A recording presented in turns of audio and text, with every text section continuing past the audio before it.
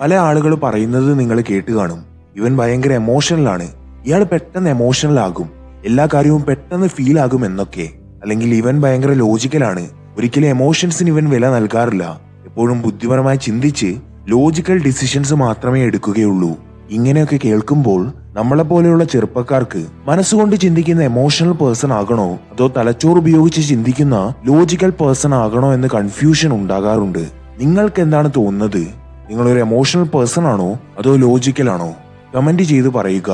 കാരണം ഈ വീഡിയോ കണ്ടു കഴിയുമ്പോൾ നിങ്ങളുടെ ശരിയായ പേഴ്സണാലിറ്റി നിങ്ങൾ ഇപ്പോൾ കരുതുന്ന പേഴ്സണാലിറ്റി ടൈപ്പിൽ നിന്നും വളരെ വ്യത്യസ്തമാണെന്ന് തോന്നിയേക്കാം. ഒട്ടുമിക്ക ആളുകളുടെയും ഒരു വലിയ ചോദ്യം അല്ലെങ്കിൽ കൺഫ്യൂഷൻ അവസാനിപ്പിക്കാനായി മികച്ചൊരു പേഴ്സണാലിറ്റി ടെസ്റ്റാണ് ഇവിടെ പറയാൻ പോകുന്നത്. അതിലൂടെ നിങ്ങളുടെ ട്രൂ പേഴ്സണാലിറ്റി ടൈപ്പ് ഏതാണെന്ന് നിങ്ങൾക്ക് അറിയാൻ സാധിക്കും. നിങ്ങൾ എമോഷണൽ ആണോ അതോ ലോജിക്കൽ ആണോ അല്ലെങ്കിൽ മറ്റെന്തെങ്കിലുമാണോ? ഈ രണ്ട് പേഴ്സണാലിറ്റി ടൈപ്സും കമ്പയർ ചെയ്ത് നിങ്ങൾക്ക് ബെസ്റ്റ് പേഴ്സണാലിറ്റി ടൈപ്പ് ഏതാണെന്ന് പറയാം. Rules for personality test. ഈ ടെസ്റ്റിൽ നിങ്ങളോട് 10 ചോദ്യങ്ങൾ ചോദിക്കും. അവയ്ക്ക് 2 ഓപ്ഷൻസ് നൽകി അതിൽ നിന്നും എയോ അല്ലെങ്കിൽ ബിയോ തിരഞ്ഞെടുക്കണം.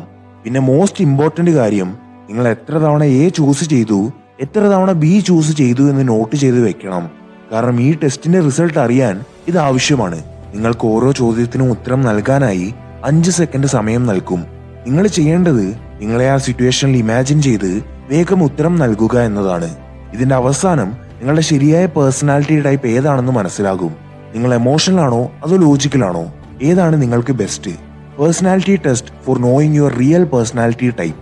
റൂൾസ് നിങ്ങൾക്ക് ഓർമ്മയുണ്ടല്ലോ അല്ലേ? എങ്കിൽ നമുക്ക് ആദ്യത്തെ ചോദ്യത്തിലേക്ക് കടക്കാം. Question number 1.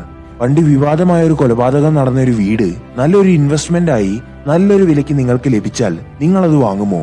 Option A yes, option B no.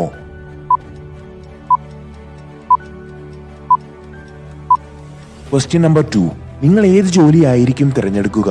നിങ്ങൾക്ക് ചെയ്യാൻ വളരെ ഇഷ്ടമുള്ള എന്നാൽ വളരെ കുറഞ്ഞ ശമ്പളം മാത്രം കിട്ടുന്ന ജോലിയോ അതോ നിങ്ങൾക്ക് ചെയ്യാൻ തീരെ ഇഷ്ടമില്ലാത്ത എന്നാൽ വളരെ നല്ല സാലറി ഉള്ള ജോലിയോ? ഓപ്ഷൻ എ നിങ്ങൾക്ക് ഇഷ്ടമില്ലാത്ത നല്ല സാലറി ഉള്ള ജോലി. ഓപ്ഷൻ ബി നിങ്ങൾക്ക് ഇഷ്ടമുള്ള കുറഞ്ഞ ശമ്പളത്തിന്റെ ജോലി.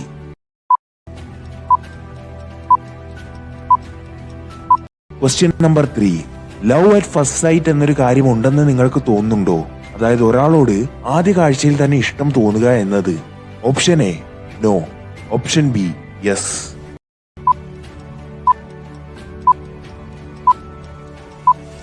Question number 4. ഇതിലേതാണ് നിങ്ങൾക്ക് കൂടുതൽ ഇഷ്ടം? Option A reading, option B music.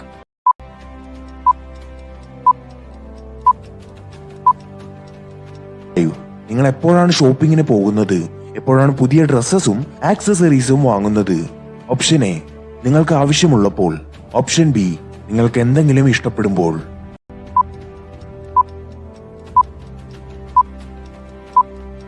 Question number 6. ജീവിതത്തിലെ പ്രശ്നങ്ങൾ നിങ്ങൾ എങ്ങനെയാണ് നേരിടുന്നത്? ഓപ്ഷൻ എ ശാന്തമായി ആലോചിച്ച് സൊല്യൂഷൻ കണ്ടുപിടിക്കുന്നു. ഓപ്ഷൻ ബി ആകെ പകച്ചുപോയി മറ്റുള്ളവരോട് ഉപദേശം തേടുന്നു.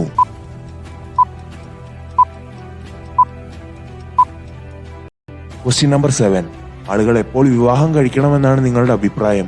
ഓപ്ഷൻ എ അവർ ഫൈനാൻഷ്യലി സ്റ്റേബിൾ ആകുമ്പോൾ. ഓപ്ഷൻ ബി അവർ സ്നേഹിക്കുന്ന ആളെ കണ്ടെത്തുമ്പോൾ.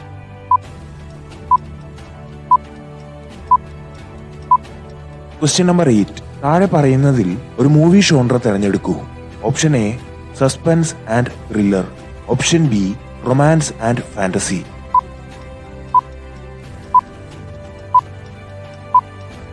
Question number 9. ഒരു സംഭാഷണം നടക്കുമ്പോൾ നിങ്ങളുടെ പോയിന്റ്സ് പ്രൂവ് ചെയ്യാനായി നിങ്ങൾ മറ്റുള്ളവർ പറയുന്നത് ഇഗ്നോർ ചെയ്യാറുണ്ടോ? Option A no, option B yes.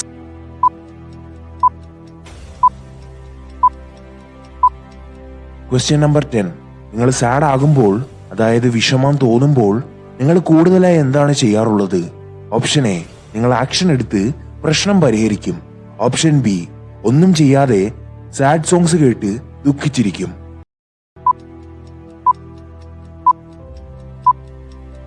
ഇതായിരുന്നു പേഴ്സണാലിറ്റി ടെസ്റ്റിലെ 10 ചോദ്യങ്ങൾ. ഇനി ഇതിന്റെ റിസൾട്ട് എന്താണ്, അതായത് നിങ്ങളുടെ പേഴ്സണാലിറ്റി ടൈപ്പ് ഏതാണെന്ന് നോക്കാം. Being emotional versus being logical. നിങ്ങൾ ഓപ്ഷൻ എ ആണ് കൂടുതൽ തിരഞ്ഞെടുത്തതെങ്കിൽ, അതായത് 6ൽ കൂടുതൽ തവണ ഓപ്ഷൻ എ ആണ് തിരഞ്ഞെടുത്തതെങ്കിൽ നിങ്ങളൊരു ലോജിക്കൽ വ്യക്തിയാണ്. ഏതൊരു സാഹചര്യത്തിലും നിങ്ങൾ ലോജിക്കലി ചിന്തിക്കുന്നു. നിങ്ങളുടെ എമോഷൻസ് നിങ്ങളുടെ ഡിസിഷൻസിനെ എഫക്റ്റ് ചെയ്യാറില്ല. ജീവിതത്തിൽ ലോജിക്ക് ബേസ് ചെയ്തുള്ള തീരുമാനങ്ങൾ എടുക്കുന്നു. എന്ത് പ്രോബ്ലം വന്നാലും എമോഷൻസിനെ സൈഡാക്കി തലച്ചോറ് പറയുന്നത് ചെയ്യുന്നു. പലപ്പോഴും ആളുകൾ നിങ്ങളെ ഇൻസെൻസിറ്റീവും റൂഡും കോൾഡ് ഹാർട്ടഡായും കരുതുന്നു. എന്നാൽ ലോജിക്കലായി നിങ്ങൾക്ക് നിങ്ങളുടെ പ്രോബ്ലംസിനെ ശാന്തമായി സോൾവ് ചെയ്യാൻ കഴിയുന്നു. ലോജിക്കൽ ആവുക എന്നത് നിങ്ങളുടെ ഒരു പവറാണ്. അതേസമയം ഓപ്ഷൻ ബി 6ൽ കൂടുതൽ തവണ ചൂസ് ചെയ്ത ആളുകൾ വളരെയധികം എമോഷണൽ ആയിരിക്കും. അവർ കൂടുതൽ ഡിസിഷൻസും എമോഷൻസിന്റെ ബേസിസിൽ എടുക്കുന്നു. പക്ഷെ അവർ വളരെ കെയറിങ്ങും വിശ്വസ്തരുമായിരിക്കും. ഇവരെ നമുക്ക് പെട്ടെന്ന് ട്രസ്റ്റ് ചെയ്യാം. എന്നാൽ ചില ആളുകൾ ഇവരെ മുതലെടുക്കാറുമുണ്ട്. അവർക്ക് ക്ലോസ് ആയിട്ടുള്ള ആളുകൾക്ക് വേണ്ടി അവരെന്തും ചെയ്യും. മിക്കപ്പോഴും ഇവർ ലോജിക്ക് നോക്കാതെ എമോഷൻസും ഫീലിംഗ്സും വെച്ച് ഡിസിഷൻസ് എടുക്കുന്നു. അവർ മറ്റുള്ളവരുടെ ഫീലിംഗ്സിന് ഇമ്പോർട്ടൻസ് കൊടുക്കുന്നവരും ആരെയും ഹേർട്ട് ചെയ്യാൻ ഇഷ്ടമില്ലാത്തവരുമായിരിക്കും. ഇവരുടെ തീരുമാനങ്ങൾ ഇല്ലോജിക്കലും ഇറാഷണലുമായി തോന്നുമെങ്കിലും അത് അവരുടെ ഒരു രീതിയാണ്. ഇവരുടെ പ്രയോറിറ്റി എപ്പോഴും എമോഷൻസ് ആയിരിക്കും. അതുകൊണ്ട് പ്രശ്നങ്ങൾ വരുമ്പോൾ അവർക്ക് പെട്ടെന്ന് ശരിയായ തീരുമാനങ്ങൾ എടുക്കാൻ കഴിയില്ല. അവർ പാനിക് ആകാൻ തുടങ്ങും. അത് അവരെ ലോങ് ടേമിൽ എഫക്ട് ചെയ്യുകയും ചെയ്യും. എന്നാൽ നിങ്ങൾ ഓപ്ഷൻ എയും ബിയും ഈക്വലായി തിരഞ്ഞെടുത്തുവെങ്കിൽ നിങ്ങളൊരു റെയർ പേഴ്സണാലിറ്റിയാണ്. അതാണ് ബെസ്റ്റ് ഓഫ് ബോത്ത്. ഇനിയുള്ള പോയിന്റിലൂടെ നിങ്ങൾ എമോഷണൽ ആകണോ ലോജിക്കൽ ആകണോ അതോ മറ്റെന്തെങ്കിലും ആകണോ എന്ന് നോക്കാം. The best personality type for you. ഇനിയുള്ള ചോദ്യം, എമോഷണൽ ഓർ ലോജിക്കൽ പേഴ്സണാലിറ്റിയിൽ നിങ്ങൾ ഏതാകണം? ഇതിന്റെ ഉത്തരം നിങ്ങളൊരു ബാലൻസ്ഡ് പേഴ്സണാലിറ്റി ആകണമെന്നാണ്.